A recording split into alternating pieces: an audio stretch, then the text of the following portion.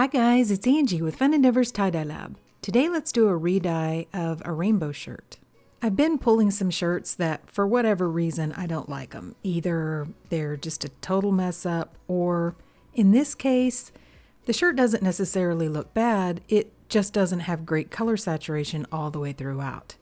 And I've been trying like a redye or a color removal process to see if I can salvage the shirt where I end up liking it. I have the shirt turned inside out, and I'm going to grab one of the shoulder seams and start tying some sinew lines from that shoulder seam. Since the shirt has vertical stripes, I thought I would tie some diagonal stripes on the shirt, and I'm going to make them varying widths, kind of like a geode without a center. I'm using sinew because sinew is wax coated, and so when I wrap a sinew line and I tighten it down until it catches and really locks in on itself and tightens down on the shirt, that's not going to allow the dye underneath that area. So wherever I put one of these sinew lines, it's going to be a rainbow line underneath. I thought that would look cool on this shirt.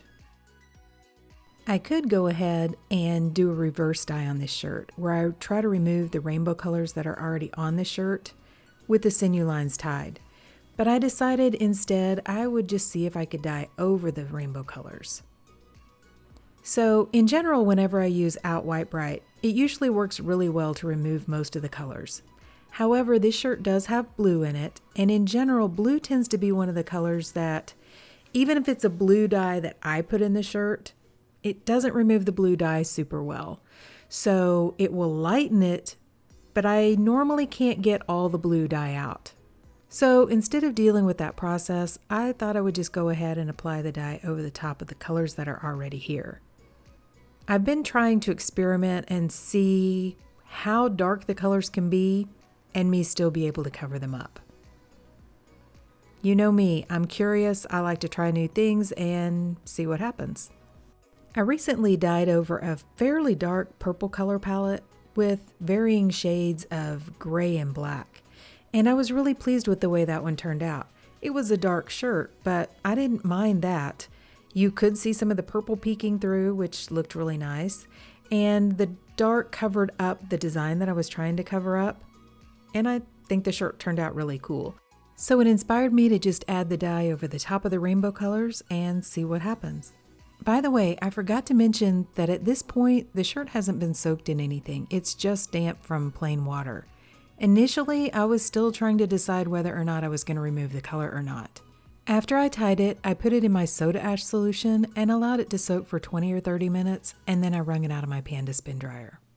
Normally I don't tie shirts that have been soaked in soda ash solution without gloves on, so if you ever see me tying a shirt without wearing a pair of gloves, it's a pretty good bet that that shirt hasn't been soaked in a soda ash solution yet. Soda ash really irritates my skin, so I wear gloves every time I handle anything that has been soaked in soda ash, and I wear a respirator whenever I handle dry soda ash. I'm going to dye this shirt down in the muck, and all that means is that I'm going to place the shirt inside of a plastic container and allow the shirt to process inside of the melting ice that's mixed with the dye. Over the top of the shirt, I'm going to randomly sprinkle some Nebula Navy from Dharma Trading Company. I'm not going to add a whole lot of dye because I'm going to add some more over the top of the ice. So I'm going to do a dye under the ice and a dye over the ice technique. If you're a part of any tie-dye groups, you'll see a lot of abbreviations for things like DOI means dye over the ice, or DUI, which means dye under the ice, HWI for hot water irrigation. There are quite a few. So I'm doing a DOI and a DUI process on this shirt. After I have the ice on, I'm going to add some more of the Nebula Navy over the top of the ice. And then I'm going to finish it off with a little bit of dry soda ash.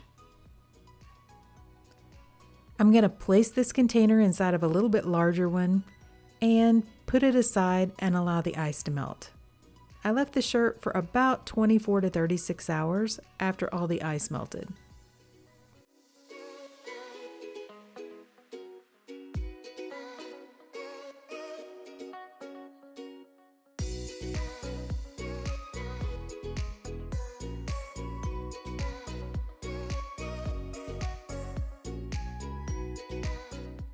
To rinse the shirt, I took it to my utility sink and I started rinsing in cold water to rinse out the soda ash.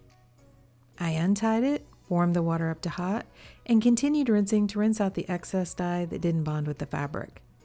Instead of continuing to rinse for a long time, I ran some really hot water either in my utility sink or in a plastic container of some form, added a little bit of Blue Dawn dish detergent to the water, and allowed the shirt to soak. When the water cooled off, I changed it out and I continued that soaking process until the water was almost clear. Then I put the shirt, along with some Dharma's professional textile detergent, into my washing machine and I washed it using a hot water cycle. Then after the shirt's been washed and dried, this is what it looks like. Okay, so what do you guys think? So I think this one turned out pretty good. You can still see the rainbow colors through it. It's not quite as noticeable in person, but of course, whenever you photograph something, I don't know, it just kind of brings out some of those underlying colors. But overall, I'm pretty happy with it. You know, I wouldn't have worn the shirt or sold the shirt with it the way it was. I didn't like the color saturation. I just didn't really like the way it looked. I think probably what the situation was with that is I was probably using up some dye that I had left over and just maybe didn't have enough of those colors. I don't really know. I made this one so long ago, I honestly can't remember what the problem was. But I do think it's much more wearable now, and I really like the shirt. I wanted to use something that wasn't black. I wanted to use a color that was dark, but not quite as overwhelming as black is, just to see, like I said, I'm messing around with this to see how dark the palette can be and what colors I can use to cover it up. It looks like the red and the orange are the two colors that kind of have the most bleed through, at least on the photos they do. Both of those colors would have responded pretty well to Out White Bright, so technically I could have done a reverse dye process on this shirt and probably had those colors not show up quite as much as they do right now. Like I said though, I was trying to experiment with this and see how far I could push it and still have the colors covered. So I actually kind of think that the vertical lines look pretty cool, but what do you guys think? Please drop me some comments down below and let me know. And if there's anything else that you'd like me to try, I'm always up for trying something new. Just drop me some comments and let me know if there's a specific technique you want me to try or something you want me to experiment with. And if you enjoy the content on my YouTube channel, I sure would appreciate it if you would subscribe and hit the bell so that you can receive any notifications when I upload a new video. Thank you all for watching, and I hope you have a great day.